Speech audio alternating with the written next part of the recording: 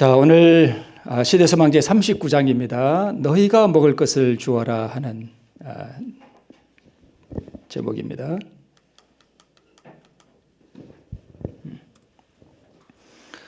자, 우리 본문 말씀을 우리 함께 보겠습니다. 요한복음 6장 1절로 14절에 있는 말씀인데요. 우리 앞에 나오니까 앞에 한번 볼까요? 네.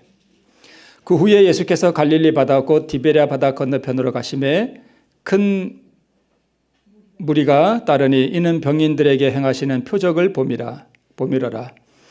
예수께서 산에 오르사 제자들과 함께 거기 앉으시니 마침 유대인의 명절인 유월절이 가까운지라.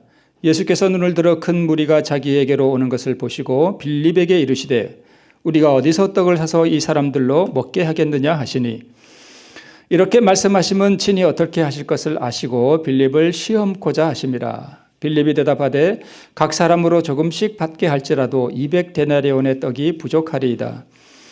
제자 중 하나 곧 시몬 베드로의 형제 안드레가 예수께 여짜오되 여기 한 아이가 있어 보리떡 5개와 물고기 2마리를 가졌나이다. 그러나 그것이 이 많은 사람에게 얼마나 되겠삼나이까. 예수께서 가라사대 이 사람들로 앉게 하라 하신대 그곳에 잔디가 많은지라 사람들이 앉으니 수효가 5,000쯤 되더라. 예수께서 떡을 가져 축사하신 후에 앉은 자들에게 나눠주시고 고기도 그렇게 저희의 원대로 주시다. 저희가 배부른 후에 예수께서 제자들에게 이르시되 남은 조각을 거두고 버리는 것이 없게 하라 하심으로 이에 거두니 보리떡 5개로 먹고 남은 조각이 12바구니에 찼더라. 그 사람들이 예수의 행하신 이 표적을 보고 말하되 이는 참으로 세상에 오실 그 선지자라 하더라. 네. 요한복음 6장에 12제자 파송 후에 쉬시기 위해 한적한 곳을 이제 찾으시는 그 장면에 이어서 오늘 이 오병이어의 이적이죠. 이 내용이 기록되어 있습니다. 12제자 파송 후에 제자들이 와서 이제 선교 보고를 하죠. 보고를 하고 너희가 와서 잠깐 쉬어라 하면서 예수님과 제자들이 건너편으로 건너가셔서 이제 한적한 곳에서 쉬기 위해서 떠나셨습니다. 자, 그런데 예수님이 떠나시고 나니까 예수님이 군중들의 눈에 보여요? 안 보여요? 안 보이죠. 그러니까 군중들이 뭐라고 말하는가 하면 그가 어디 있느냐 하고 물었다라고 시대소망에 기록하고 있습니다. 여러분, 이 짧은 문장 하나에 참 많은 의미가 숨어 있습니다. 지금 이 군중들은 누구를 찾고 있어요? 예수님을 찾고 있습니다. 그러니까 이 짧은 문장 한 절 속에 예수님을 찾고자 하는 영혼의 갈망이 이렇게 스며 있습니다. 그렇죠? 우리 신앙을 한다는 이야기는 결국은 우리 믿음의 의의 그 중심이 되시고 우리에게 의를 주시는 그 예수님을 만나고 그분을 발견할 때 우리가 얻는 거 아니겠어요? 그러니까 우리가 신앙생활하면서 가장 중점을 두어야 할 이 초점이 바로 그가 어디에 있느냐라고 하는 영혼의 물음이에요. 만약 이 물음이 우리의 어떤 심령 속에 늘 거하지 않는다면 우리가 방향을 잘못 잡은 거겠죠. 네. 예수님에게서 모든 것들이 다 나오니까 우리가 받으니까 그렇죠. 쉬기 위해서 예수님과 제자들이 한적한 곳에 가셨는데 그가 어디에 있느냐라고 하는 이 군중들의 그 열망이 너무 넘치다 보니까 예수님이 쉬시는 곳까지 무리들이 막 모여온 거예요. 모여와서 예수님에게서 말씀 듣기를 원하고 또 예수님에게 병 고침 받기를 원하고 그 영혼의 갈망이 있는 거죠. 그래서 예수님께로 온 거예요. 그래서 예수님께서 이 무리들을 하루 종일 가르치셨습니다. 아침부터 와가지고 예수님의 입에서 나오는 그 생명의 말씀을 듣고 하다 보니까 해가 뉘엿뉘엿 이제 지기 시작했습니다. 우리는 한번 모이면 예배를 몇 시간 드리죠? 1시간 드리죠? 1시간 드리는데 12시가 딱 넘으면 벌써 몸이 꼬이죠? 그렇죠? 핸드폰 꺼내가지고 가끔 시간이 몇 시지? 5분 지났네. 이러고. 그런데 이 군중들은 아침부터 와가지고 언제까지 예배를 드려요? 저녁에 해가 뉘엿질 때까지. 뭐도 안 먹고요. 식사도 안 했어요. 그리고 하루 종일 말씀을 들었습니다. 그 말씀을 왜 그렇게 들었게요? 예수님의 입에서 나오는 그 말씀이 너무 꿀 같은 거예요. 그러니까 시간 가는 줄 모르고 이렇게 말씀을 들었습니다. 저희도 예수님에게서 좀 친히 설교 좀 듣고 싶죠. 네, 나중에 하늘에 가시면 얼마든지 계속 영원토록 듣습니다. 전혀 지루하지 않고 그런 말씀을 우리가 언제나 들으실 거예요. 자, 그러면 거기 군중들도 피곤하고 시장하시겠죠. 시장하겠죠. 그런데 누구도 시장할까요? 예수님도. 세소망에 뭐라고 기록되어 있는가 하면 예수님도 피곤과 시장기로 인해서 그 얼굴이 창백해졌다 이렇게 기록되어 있습니다. 하루 종일 말씀하시니까 얼마나 힘드시겠어요. 예수님도 얼굴이 창백해지셨습니다. 거기에는 어떤 무리도 있었냐면 아낙네들이 이렇게 애를 안고 또 애를 데리고 예수님을 찾아온 그런 어머니들도 있었습니다. 그러니까 이 아이들도 하루 종일 뭐 한 거예요? 굶은 거예요. 그러니까 우리 상상이 가죠? 애들이 치마 짜라 보면서 엄마 배고파 이러면서 하는 모습 우리가 상상해 볼 수 있습니다. 이게 팔에 안긴 아이는 배고프다고 칭얼거리고 하는 그런 모습을 우리가 상상해 볼 수 있습니다. 이때 예수님이 모두의 필요를 아셨죠. 인물에게 먹을 것이 필요하다는 것을 아셨습니다. 영혼의 음식도 필요하지만 예수님은 우리의 뭣도 관심을 가지셔요. 육신의 필요에 대해서도 우리 주님께서는 무심하지 않으시다는 사실입니다. 이때 예수님께서 누구에게 말씀하셨는가 하면 제자 중 빌립에게 이렇게 물었습니다. 우리가 어디서 떡을 사서 이 사람들로 먹게 하겠느냐 하고 특별히 한 사람을 딱 집어서 물어봤습니다. 그게 빌립이었습니다. 이렇게 말씀하시면 친히 어떻게 하실 것을 아시고 빌립을 뭐 하고자 하십니까? 시험하고자 하십니다. 왜 하필이면 빌립을 시험하고자 했을까? 자, 그러자 빌립이 이렇게 대답합니다. 각 사람으로 조금씩 받게 할지라도 200데나리온의 떡이 부족하리다. 나름 머리가 빨리 돌아가네요. 그죠? 완전 사람 숫자도 딱 파악이 되고 떡을 얼마나치 사서 사야 이 사람들로 먹게 할 수 있을까? 계산이 딱 빠른 사람이에요. 얼춤 딱 봐도 200데나리온의 엄청난 돈이거든요. 그 떡을 다 사서 각각 나눠줘도 부족하겠다. 이렇게 빌립이 대답했습니다. 왜 빌립에게 이런 질문을 예수님께서 하셨을까? 빌립은요, 그 당시에 제자들을 부르실 때 나를 쫓아라 이렇게 불렀잖아요. 누구를 가장 먼저 불렀다고요? 나를 쫓으라고 말씀하신 최초의 제자예요. 너는 나를 쫓으라. 시대서망에 그렇게 나옵니다. 자, 그리고 안드레와 베드로의 동네인 벳세다 태생이에요. 갈릴리 바다가 이렇게 있으면 북쪽을 딱 잡고 약간 왼쪽에 가버나움이 있고 약간 오른쪽에 벳세다가 있어요. 서로 가까워요. 그 이제 베드로와 안드레는 원래 벳세다 태생인데 일로 이사를 왔는지 그 건너편에 가버나움에 와서 살게 됐습니다. 그러니까 같은 고향 사람이에요. 빌립과 베드로는. 네. 그런데 이 빌립은 나름 아주 신실한 진리의 탐구자라고 그렇게 기록되어 있습니다. 나름 진리에 대한 열정도 있고 진리를 알고자 하는 열망이 있는 아주 신실한 사람이었습니다. 그런데 믿는 데는 뭐 해야 돼요? 믿는 데는 느리대요. 왜 믿는 데 느릴까 가만 생각해 보니까 빌립은 뭐가 빠른 사람이에요? 보니까 계산이 빨라요. 떡 얼마씩 사면 되겠다. 이렇게 딱 돌아가요 벌써. 계산이 너무 빠르면 믿는 데 좀 느릴 수 있습니다.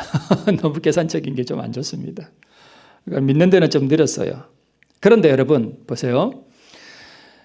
얼마나치 떡을 사서 이 사람들에게 먹게 하겠느냐라고 물었을 때 그때 빌립의 상태는 예수님을 하나님이라고 믿지 않고 있었습니다. 그냥 랍비 정도, 위대한 선지자 정도로만 알고 있었습니다. 그러니까 예수님의 의중에는 이 빌립에게 좀 뭘 심어주고 싶은 거예요? 믿음. 내가 누구다? 하나님이다. 내가 신이다 라고 하는 것을 좀 믿게 해주려고 일부러 빌립에게 뭐 한 거예요? 콕 찍어서 물어본 거예요. 네. 예수의 신성을 확신하지는 않았다. 이렇게 기록되어 있습니다. 그래서 빌립에게 예수는 요셉의 아들 나사렛 예수일 뿐이에요. 네. 그래서 5,000명을 먹이시던 때에 빌립의 믿음의 부족이 다시 나타났다. 시대서망에 기록되어 있습니다.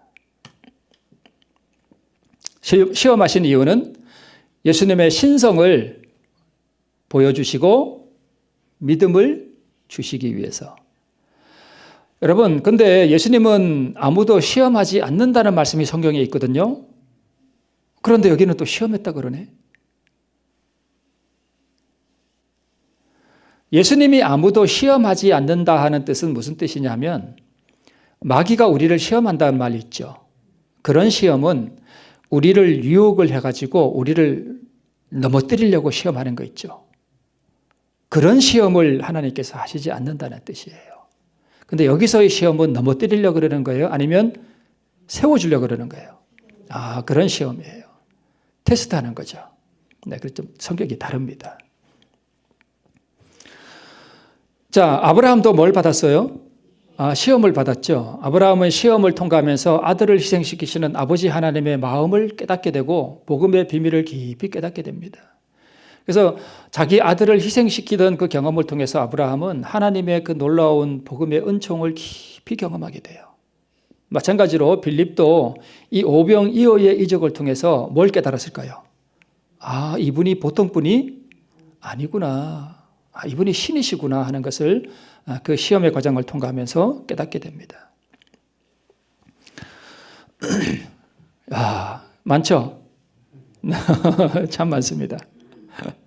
네. 자, 이때 예수님께서 먼저 어떻게 하셨는가 하면은 남자가 한 5,000명 되니까 뭐 한 10,000명 될 거예요. 그죠? 되밀어라. 제자들에게 이르시되 때를 지어 한 50명씩 또 다른 복음성에 보면 한 100명씩 이렇게 되어 있습니다. 50명씩 100명씩 뭐하라? 안치라 하시니 제자들이 이렇게 하여 다 안친 후에 이렇게 되어 있습니다. 여기서 그 소그룹 제자 훈련의 한 방법이 나오는데요. 여러분 한번 생각해 보세요. 자, 예수님이 이제 축사를 하시고 떡하고 이제 오병 그 떡 5개와 물고기 2마리를 제자들에게 그러니까 하여튼 그냥 막 나눠준다고 합시다. 막 나눠주면 10,000명이 어떻게 할까요? 서로 먹으려고. 와, 떼거지로 예수님께 몰려들 거 아니에요. 상상해 가시죠? 어떻게 될지. 그 혼란과 그 무질서와 상상이 안 되죠. 예수님이 참 신성의 어떤 그런 게 드러나는 게 50명씩 100명씩 미리 자리를 잡고 다 앉히라 그럽니다. 앉히고 100명씩 앉으면 5,000명, 10,000명이면 100명씩 몇 개가 돼요? 100개가 되나요? 네, 100개가 되네요.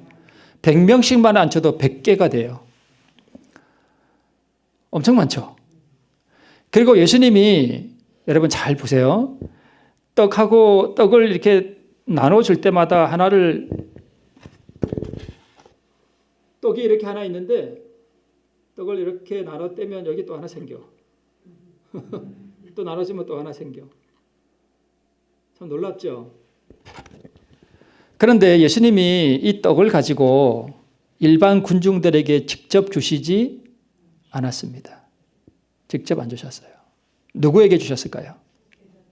제자들에게 주셨어요. 제자들에게. 그러면 이 제자들은 그 떡을 받아다가 자기가 맡은 구역이 있을 거 아니에요. 야, 안드레, 너는 이쪽 맡아. 나는 이쪽에 10 소그룹을 내가 맡을 테니까. 이렇게 딱 해가지고 만약에 10,000명이 한꺼번에 막 예수님께 받으러 온다면 애들 막 와서 나 더 줘요. 나 안 받았어요. 쟤는 2개 받아갔어요. 그래서 막 그 아비규환 모습 상상이 되시죠. 근데 제자들이 이걸 받아가지고 자기 구역에 가가지고 막 나눠주는 거예요. 그죠? 그래서 예수님에게서 떡이 나와서 누구에게 가고요? 제자들에게 가고 다시 제자들이 그 떡을 누구에게 나누고요? 군중들에게 나누는 뭐 여기서 우리 소그룹을 공부할 필요는 없습니다만은 자, 그런 식으로 나누는 그런 일들을 하게 됐습니다. 자, 여기 시대소망에 보면 이렇게 말씀나고 있습니다. 5,000명을 먹이시는 가운데서 예수께서는 천연교회에서 휘장을 들어 올리시고 우리의 유익을 위하여 끊임없이 작용하는 능력을 보여주신다. 하나님께서는 땅의 소산물에도 날마다 뭘 행하고 계신데요? 이적을 행하고 계신대요. 우리 여신양 집사님 이제 여기 화분을 이렇게 갖다 놓으셨는데 여기 꽃대가 이렇게 올라와 있잖아요. 이 꽃대가 한 달 전에는 있었어요? 없었어요? 없었어요. 근데 지금 올라왔죠? 이게 창조된 거예요. 그죠? 없던 게 생긴 거예요. 이런 게 이적이라는 거죠. 무리들을 먹이실 때 행하여진 것과 똑같은 일이 자연의 세력을 통하여 성취된다. 이게 뭐예요? 감이죠. 자, 저기 감 3개가 있는데 저 감이 지금 없다고 여러분 상상해 보세요. 지금 겨울이야. 없어. 뭐만 있어요? 나뭇가지만 있어. 그런데 저기서 봄이 되면 새싹이 나고 꽃이 피고 가을에 열매가 맺혔어요. 그런데 그거는 한 6, 7개월, 8개월 걸려야 감이 생기잖아요. 그런데 시간을 초월해서 이제 저 빈 가지만 있는데 8개월의 세월을 훌쩍 뛰어넘었다고 봅시다. 그러면 저 감이 갑자기 뿅 하고 나타난 거죠. 없던 것이 뭐 한 거예요? 생긴 거예요. 그죠? 그러니까 시공을 초월하신 예수님에게서 그런 이적이 나타나는 것은 결코 어려운 일이 아닙니다. 그죠? 사실 우리가 밖에 나가서 우리가 농사를 해도 우리가 당연한 것처럼 이렇게 소산물이 나오는 게 당연한 것처럼 여기는데 사실은 그것이 당연한 것이 아니라 하나님의 놀라운 이적이라는 거예요. 이적을 통해서 늘 우리에게 필요한 것을 공급하신다는 것을 우리에게 가르쳐 주십니다. 자, 그리고 많이 먹고 12광주리가 어떻게 됐어요? 남았어요. 그래서 남은 조각을 거두고 버리는 것이 없게 하라라고 예수님께서 말씀하셨습니다. 그런데 저는 옛날에 그런 생각을 했어요. 예수님은 무에서 유를 창조하실 수 있잖아요. 그죠? 얼마든지 만들어내실 수 있어요. 그래서 막 쓰고 물 쓰듯이 막 써도 되는데 예수님은 그런 걸 용인하셔요? 안 하셔요? 안 하셔요. 아주 알뜰하게 이렇게 하셔요. 그 12광주리가 어디로 갔을까요? 12광주리. 그 남은 거. 그게 어디로 갔는가 하면 열렬한 군중들에 의해서 주위의 모든 지방으로 뭐 했대요? 퍼져나갔어요. 야, 너 이 물고기가 무슨 물고기인지 알아?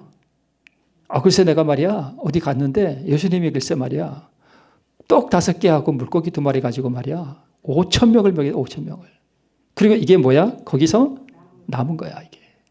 너 그거 봤으니 내가 놀라운 걸 봤다고 이렇게 하면서 그 남은 떡과 남은 물고기들이 온 지방으로 퍼져나가면서 뭐가 증거됐어요? 예수님의 복음이 다 퍼져나간 거예요. 그래서 하늘에서 내려온 떡을 거기에 참여했던 사람들이 다 가지고 가서 주변 사람들에게 다 뭐 했습니까? 나누어 주었습니다. 자, 그 예수님의 손에서 나가던 그 놀라운 이적들은 사실 아버지 하나님께로부터 온 거예요. 그죠? 예수님은 자신의 능력과 자신의 뜻을 다 포기하고 오셨거든요. 그래서 축사하시고 그 떡을 나누실 때 아버지의 능력이 예수님을 통해서 나타나요. 그리고 예수님을 통하여 이 떡이 어디로 가고요? 제자들에게 가고 다시 누구에게 가고요? 군중들에게 가고 그 군중들에게서 다시 그 자리에 없었던 이웃들에게로 이 생명의 떡이 다 퍼져나갔습니다.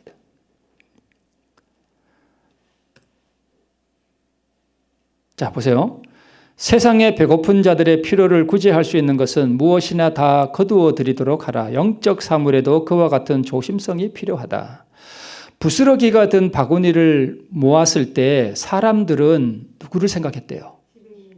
집에 있는 친구들을 생각하였다.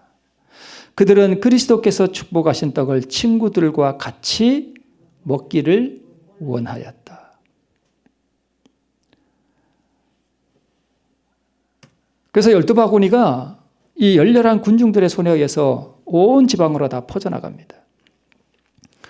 바구니에 뜬 떡 부스러기는 열렬한 군중들에게 분배되어 주위의 모든 지방에 퍼져나갔다. 이와 같이 잔치에 참여한 자들은 또한 하늘에서 내려온 떡을 남에게 주어서 심령의 굶주림을 채워주어야 할 것이었다. 자, 여러분 보세요. 오늘 제목이 뭔가요? 너희가 먹을 것을 주어라입니다. 자, 오늘 제목이 너희가 먹을 것을 주어라죠. 이게 뭐죠? 민들레죠. 민들레. 자, 이 민들레가 꽃이 피고 뭐가 맺혀요? 씨가 맺히죠. 그런데 하나님의 말씀은 씨죠. 또 하나님의 말씀은 생명의 떡이죠. 그런데 이 민들레가 자기가 맺힌 씨를 안 나누고 그대로 가지고 있으면 어떻게 될까요? 자기도 죽고 다 죽어요. 뭐 하는 거예요? 나누는 거예요. 자기 씨를 다 나눠주는 거예요. 그죠? 우리의 가진 것이 거의 없는데 그 자리에 떡과 먹을 음식이 없다는 것을 분명히 아시는 예수님께서 누구 보고 먹을 것을 주래요? 우리 보고 먹을 것을 주래요.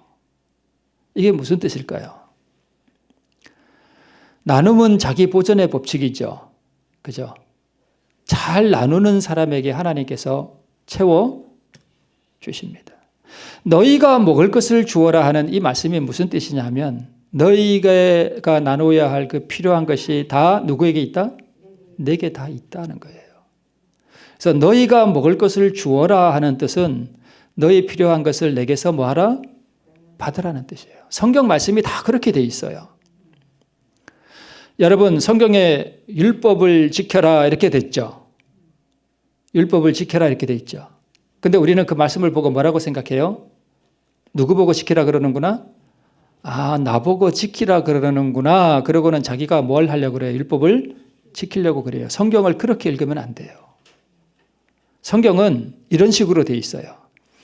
너희가 먹을 것을 주어라 하는데 우리에게 먹을 것이 있어요? 없어요? 없어요. 그래서 너희가 먹을 것을 주어라 할 때는 얘들아 먹을 것이 누구한테 있다? 나한테 있어. 나한테서 뭐 해가? 받아가라는 뜻이에요.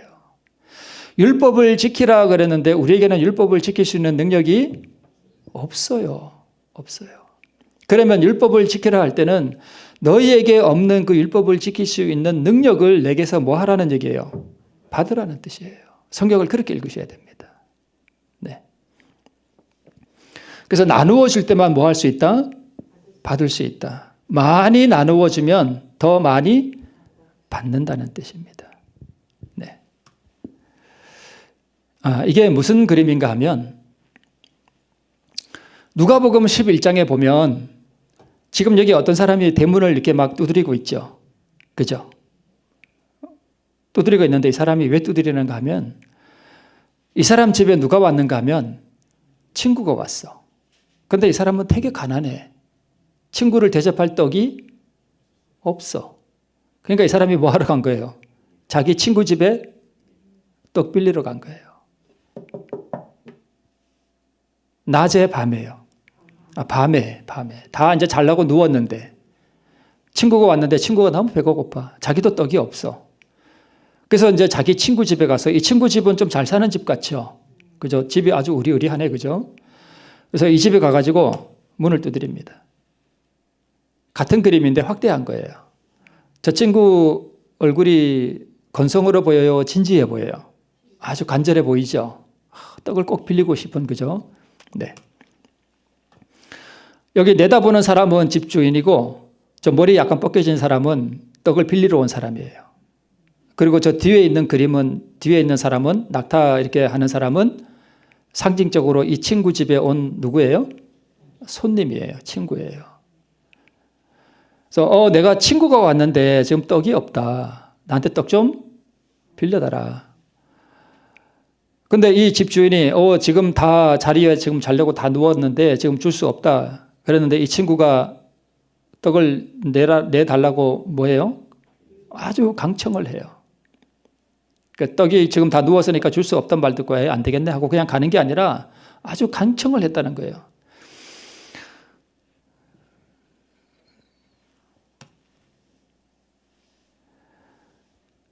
너희 중에 누가 벗이 있는데 밤중에 그에게 가서 말하기를 벗이여 떡 3덩이를 내게 빌리라. 내 벗이 여행 중에 내게 왔으나 내가 뭐 할 것이 없노라? 먹일 것이 없노라. 내가 먹을 것이 없노라가 아니라 내가 먹일 것이 없노라. 하면 저가 안에서 대답하여 이르되 나를 괴롭게 하지 말라. 문이 이리 닫혔고 아이들이 나와 함께 침소에 누웠으니 일어나 내게 줄 수가 없노라 하겠느냐. 내가 너에게 말하노니 비록 벗됨을 인하여는 일어나 주지 아니할지라도 그 강청함을 인하여 일어나 그 소용대로 주겠다는 것입니다. 우리가 뭐 다 유추해 보겠습니다만은 떡이 뭘까요? 떡. 이 친구가 빌리러 왔던 떡이나 오병이어의 떡이나 상징적으로 다 같겠죠. 그죠? 복음 잔치에서 그리스도를 경험적으로 아는 지식을 받아 먹는 걸 말해요. 그리스도를 경험적으로 아는 거. 받아 먹은 자가 그 지식을 뭐 하는 거예요? 나누는 거예요. 믿음으로 말미암는 그 의의 지식을 말해요. 이 지식은 경험적으로 알아야 돼요. 개인적으로 또 체험한 그리스도의 은혜의 경험들이 있죠. 내가 어려울 때 하나님이 어떻게 나를 도우시고 어떻게 내 필요를 공급해 주신 그 하나님에 대한 개인적인 체험적 지식이 다 있잖아요. 그죠? 그런 경험적인 지식들을 우리가 나눌 때 참 얼마나 은혜로워요. 그죠? 네, 그런 것들을 우리가 나누는 것이죠. 진리의 지식을 나누는 거예요. 그죠? 네, 그것이 떡입니다. 이게 무슨 그림이에요? 네. 초가집에 지금 뭐가 올라와요? 연기가 이렇게 올라오고 있습니다. 저 그림을 딱 보면 우리가 대반에 뭘 유추해 볼 수 있어요? 우리 옛날 어머니들, 아주 옛날 어머니들, 그죠? 아주 옛날 어머니들.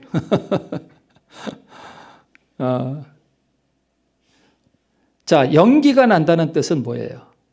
불을 뗐다는 얘기예요. 불을 떼면 연기가 나와요. 밥을 먹어야 뭐가 나요? 힘이 나요. 그러니까 우리가 만약에 우리 굴뚝에, 우리 영혼의 굴뚝에 연기가 안 난다 하는 얘기는 하나님의 그 뜨거운 성령의 불이 우리 마음에서 지펴지지 않았기 때문에 굴뚝에 연기가 안 나가는 거예요. 우리가 받아 먹으면 그 받아 먹은 것이 밖으로 흘러 넘치게 되어 있다는 거예요. 그래서 만약에 내게서 굴뚝에, 내 영혼의 굴뚝에서 연기가 안 나간다 하는 뜻은 안 나간다는 것을 우리가 알 때는 뭐가 중요한 거예요? 연기를 내는 게 중요해요? 불을 떼는 게 중요해요? 먼저 먹어야 된다는 거예요. 너희가 먹을 것을 주어라 할 때는 예수님의 그 속뜻은 너희가 나누어야 할 그 양식이 누구에게 있다? 나한테 있잖니. 나한테서 뭐 해라? 받아가라. 제자들이 누구에게서 떡을 받았어요? 예수님에게 받아서 군중들에게 나누어 주었잖아요. 그죠? 그런 뜻입니다. 마지막으로 내가 또 너에게 이르노니 뭐 하라? 구하라. 그러면 너에게 주실 것이요. 찾으라. 그러면 찾을 것이요. 문을 두드리라. 그러면 너에게 열릴 것이니 구하는 이마다 뭐 할 것이요? 받을 것이요. 찾는 이가 찾을 것이요. 두드리는 이에게 열릴 것이니 너희 중에 누가 아비 되는 자 중에 누가 아들이 생선을 달라 하면 생선 대신에 뱀을 주며 알을 달라 하면 정갈을 주겠느냐 하시니라. 하물며 하나님께서 구하는 자에게 성령을 주시지 않겠느냐 계속 이어서 나오죠. 네, 그렇습니다. 자, 여러분 우리의 신앙을 한번 이렇게 돌아보셔요. 자, 내가 과연 예수님께서 떡을 받았는가? 나는 그 떡을 먹었는가? 내가 떡을 먹고 내 손에서 남은 음식, 12광주리에 남은 그 음식, 그걸 가지고 내 친구들에게 가서 전할 수 있는 그 떡이 있는가? 내가 받아 먹은 떡. 만약에 우리가 그 떡을 받아 먹었다면 우리가 친구들에게 그 떡을 뭐 할 수 있어요? 나누어 줄 수 있습니다.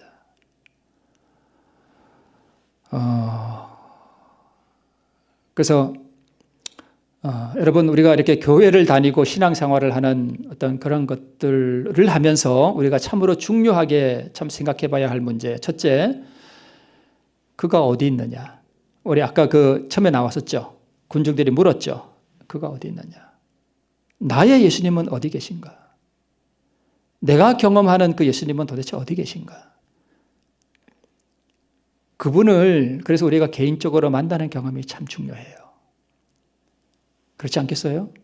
예수님을 만나본 경험도 없고 인격적으로 그분의 사랑을 경험해보고 그분의 능력을 경험해보지 않고 우리가 어떻게 예수님을 전하겠어요? 그래서 그분이 어디 있느냐 하는 물음. 그 다음에 두 번째는 그분에게서 우리가 무엇을 받아 먹었느냐, 받아 먹은 게 있느냐. 성령께서 내 마음에 아궁이 와서 불을 뗐던 그런 경험이 있는가. 그래서 내 영혼의 굴뚝에서 연기가 안 나가는가. 그런 것들을 우리가 좀 살펴볼 필요가 있고, 만약에 그것이 안 된다면 우리는 근본으로 돌아가야 됩니다. 그렇죠? 내가 생명의 떡을 받아 먹는 그 경험, 예수님을 인격적으로 만나보는 그 경험들이 우리에게 참으로 필요해요. 그게 먼저예요. 그죠? 그게 돼야 생명의 떡을 나누는 일에 우리가 동참할 수 있습니다. 이 경험들이 충만한 우리 모두가 되기를 바라면서 말씀을 마치겠습니다. 네.